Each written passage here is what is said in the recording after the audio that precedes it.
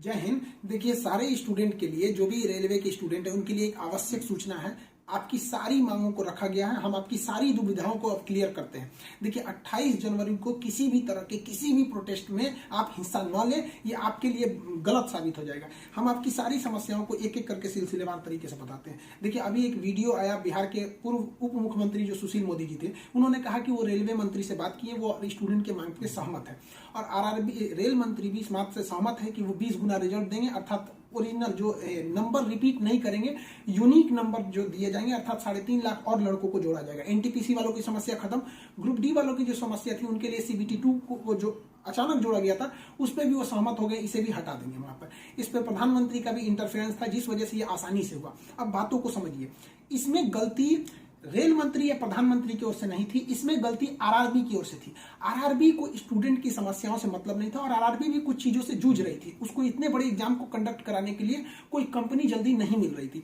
लेकिन कुछ लोगों का कहना है कि ये राज्यों में हो रहे चुनाव के मद्देनजर ऐसा डिसीजन लिया है, ये गलत है। देखिए, ये किसी टीचर या स्टूडेंट का स्टेटमेंट नहीं है, ये पॉलिटिकल मोटिवेटेड स्टेटमेंट है। हम बताते हैं क्यों ऐसा नहीं होगा, रेलवे को अपनी बात क्यों माननी पड़ेगी। क्योंकि ये जो संशोधन और कमेटी बनाई गई है, और ये जो डिसीजन लिया गया है कि 20 गुना रिजल्ट और सीबीटी 2 ग्रुप डी से हटाया जाएगा, ये रेल मंत्री का डिसीजन है, और इसमें पीएमओ इन्वॉल्व है, न कि आरआरबी का। अगर आरआरबी का रहता तो आरआरबी मनमानी करती, लेकिन उसके ऊपर पीएमओ का डेडलाइन है। पीएमओ जिस डेट को दे दी, उसको हर हाल में मानना है। इसलिए आपकी हर मांग को मान लिया गया है। आप किसी भी तरह का कल कोई प्रोटेस्ट नहीं करेंगे, क्योंकि जब आप प्रोटेस्ट करेंगे तो उसके बीच में कोई दूसरा आदमी भी आके वायलेंस कर देगा। आरा में जो ट्रेन जला दी गई, या फिर गया में ट्रेन जला गई, क्या विद्यार्थी कह सकता है कि उसके आड़ में किसी दूसरे ने नहीं किया हो? करेगा कोई भी, भुगतेंगे स्टूडेंट।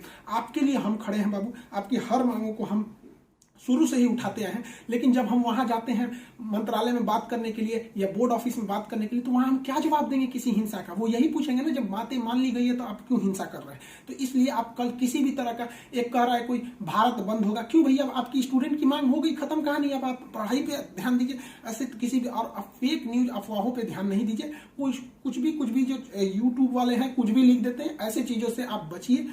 किसी भी डिस्ट्रिक्ट का कोई भी लड़का कल कोई भी प्रोटेस्ट या वायलेंस नहीं करेगा। हम कोई भी शिक्षक, हम हो या कोई टीचर, सारे टीचर परेशान हैं कि कल के प्रोटेस्ट को कैसे भी रोकिए। सारे टीचर से भी कहते हैं कि आप लोग तत्काल वीडियो रिलीज कीजिए कि कल कोई भी स्टूडेंट किसी भी डिस्ट्रिक्ट का हो। रेलवे को इंटेलिजेंस मिला है, रेलवे इंटेलिजेंस वाले हमको कह रहे हैं कि गोरखपुर के कुछ लड़के प्रोटेस्ट कर रहे हैं। गोरखपुर के लड़के क्या अलग से हैं? आप कहीं के भी हो, बिहार, नवादा, नालंदा, कहीं के भी हैं, आप कल कोई प्रोटेस्ट नहीं करेंगे। आपकी मांगों को माना जा चुका है। हम बता रहे हैं क्योंकि इसमें पीएमओ ने इस बात को माना है, न कि आरआरबी। आरआरबी अगर बोलती तो हम भी कहते कि हाँ, आप 100% भरोसा नहीं कर सकते। इसलिए कल कोई भी प्रोटेस्ट नहीं होना चाहिए, कोई भी बंद नहीं। आप आराम से पढ़ाई कीजिएगा। पॉलिटिकल और भी कुछ बातों का कहेंगे। देखिए, और स्टूडेंट जो कोचिंग के पास आए हैं, या जो कहना है भाई, देखिए स्टूडेंट आप सबने बहुत साथ दिया, हम लोगों ने भी आपका साथ दिया, आपने भी बहुत सारे टीचर्स का आप भी साथ दिया। आप सब लोग को हाथ जोड़ के धन्यवाद कहते हैं। लेकिन सारे स्टूडेंट से कहते हैं, देखिए जो भी लड़कों पे केस हुआ है, अभी उसको हम लोग लीगल तौर पे देख रहे हैं कि उन स्टूडेंट के साथ क्या होगा। और जो हम लोग के ऊपर एफआईआर हुई है, उस पर खुद प्रशासन, डीएम और एसपी साहब जो भी पटना के हैं, उन्होंने खुद कहा है कि हर टीचर को वो अपनी बातों को कहने देंगे। एक्चुअली उन लोगों ने गलत न्यूज देखा है, जिस आधार पर उन्होंने बताया गया। बाद में अभी कोचिंग एसोसिएशन की पूरी टीम गई थी, उन्होंने लीगल दिखाया, तो उन लोगों ने भी एक्सेप्ट किया है कि वो हम बातों को समझेंगे। जब हम लोग वहां बातें करेंगे तो बताएंगे। आगे हम लोग पे क्या एक्शन लिया जाता है वो हम आपको बताएंगे। हम आपके साथ हैं, आप लोग हमेशा रहिए। आप लोग के देखिए, हम आपकी हर बात को उठाते हैं। लेकिन अभी हमारे ऊपर सबसे बड़ी जिम्मेदारी है कि 28 तारीख को कुछ नहीं होना चाहिए, क्योंकि अगर 28 तारीख को कुछ होगा तो फिर हमको जवाब देना ही नहीं बन पाएगा, क्योंकि आपकी हर बातों को मान लिया गया। हाँ, हमारी गिरफ्तारी या किसी टीचर की गिरफ्तारी होगी कि नहीं होगी, एफआईआर वापस होगा कि नहीं होगा, ये सारी चीजें जब हम वहां बैठेंगे प्रशासन पे, जो डिसीजन होगा हम आपको बता देंगे। वरना फर्जी न्यूज पे आप लोग ध्यान नहीं देंगे। आप बाबू बात समझिए, इतना प्रेशर है। हमारे घर के लोग, हमारी मम्मी परेशान है। अगर आप कल को अगर प्रोटेस्ट कर देते हैं या कुछ भी, तो हम अपनी मम्मी को समझाने में परेशान होंगे। एक फैमिली, बताइए हम लोग की फैमिली के ऊपर क्या गुजरता होगा। आप समझिए इस चीज को। हम इसलिए फिर हर स्टूडेंट को हम हाथ जोड़ते हैं, बाबू हम ठीक हैं फिलहाल। अगर पुलिस कुछ भी कार्रवाई करती है हमारे ऊपर, हम आपको बताएंगे, ठीक है?